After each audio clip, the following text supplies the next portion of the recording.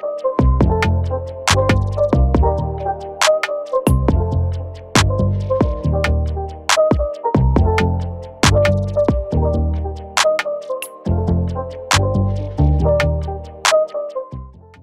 to the president, a brief one.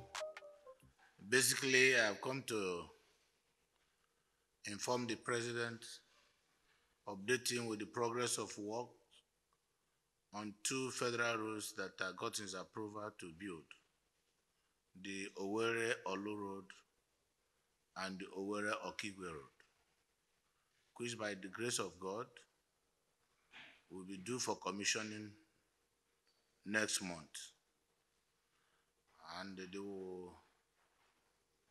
the contractor, Kremborg, a world-class contractor, road construction company, have done brilliantly very well.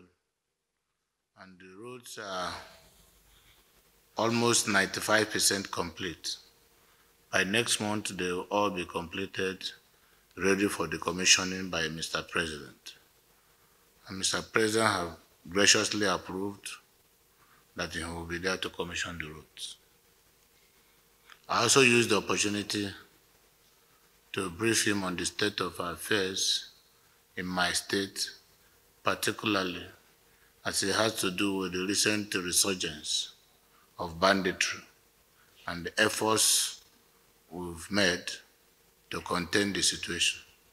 So I wrote to Mr. President to approve that the state construct the roads, because they are economic roads, critical highways that will alleviate the sufferings of our people. And those roads have been there for over 16 years, unattended to. The Owerri Olu is 44 kilometers dualized, making it 8 kilometers. The Owerri Okigwe is 59 kilometers, expanded from 7.3 meters to 12 meters. And the progress has been very substantial. So what are the financial implications? Well, the cost currently is borne completely by the state, and we struggle to do that, hoping that one day the Spirit of God will touch the heart of federal government and they may refund us either completely or some part of the money used for the construction. But what is important and uppermost in our mind as a government at the state level is to make the roads motorable so our farmers can evacuate their proceeds to the market and life can be made more meaningful to our people. Yes, it is on the map. I've written to Mr. President. In fact, he has agreed I should come with the letter. By next week, I'm going to come up here with a letter requesting for also an approval to do the same thing from Ebu Mbise Road up to the boundary between Imo State and Abia State.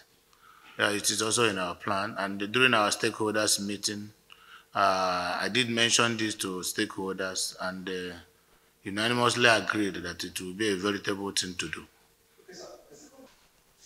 Well, the incident that happened that involved the INEC staff, regrettably, INEC was not the target.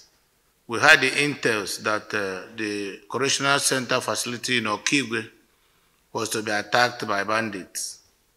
And we caught their conversation and we fortified the correctional center facility.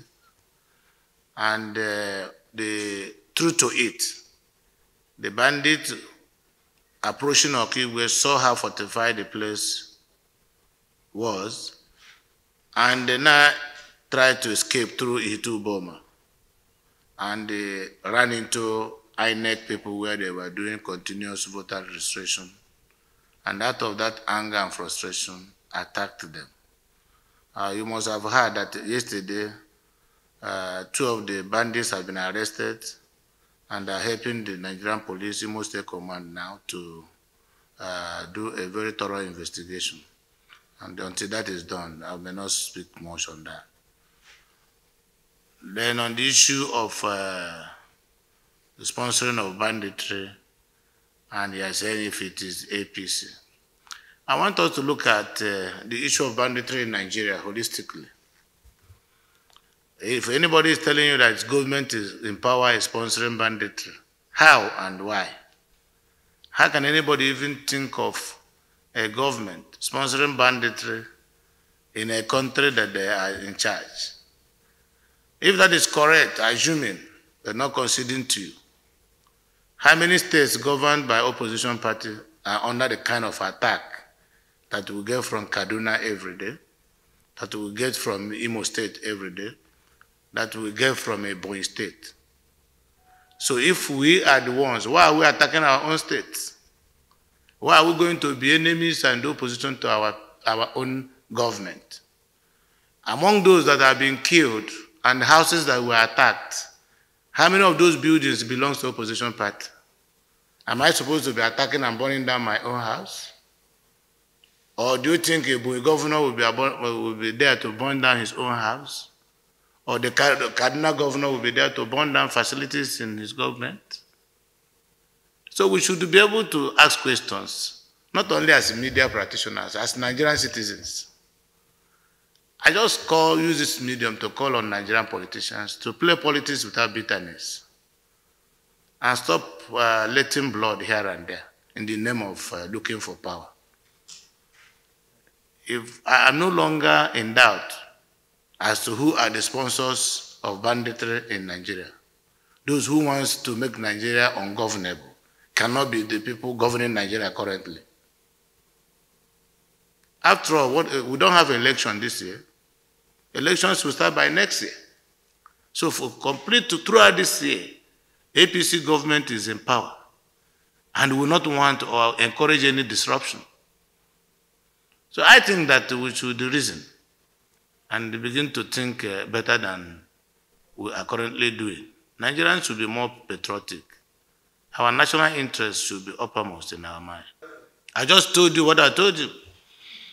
The people who wanted to attack correctional center facilities, they were not able to do that. Of course, you know, Mr. President is chief security officer in the country. These are information I'm sure he already knows.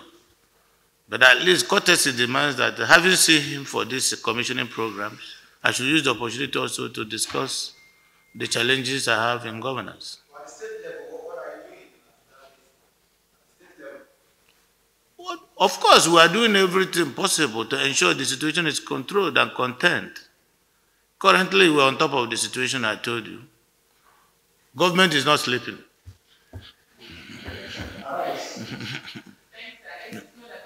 Yeah, of course, the matter has been referred to security agencies. Of course, you know that we must be law-abiding citizens, and the government that believes in the rule of law will do things consistent with due process. So we have given the available information we have to security agencies, and I'm confident they will work with the information we've given to them. What do you mean by interim government when you have a permanent government? Have you seen a landlord praying to be a tenant before? No landlord wants to be a tenant. Every landlord wants to build more houses or own more homes. So I don't think, I didn't hear him say that, but if it is what he said. After May 29th. No, by May 29th, if there is no elected government, our constitution has not provided for an interregnum. You shouldn't give a gap. Otherwise, you are creating room for anarchy. And what will be the process for selecting the interim government? Because after May 29, the president may not have constitutional powers to function as a president anymore. So I don't think we will decide to abandon our constitution. Constitution is like a Bible. And that is, some of us who are Christians, the Bible is the manager of our faith. So the Constitution should be the instrument guiding our actions as a country. So, but if there is any opinion that you think that is worthy to be canvassed, superior to what is currently in the Nigerian Constitution, such opinion should be taken to the National Assembly, and then they will, through due process, amend our Constitution to factor in such opinion. All right, thank you.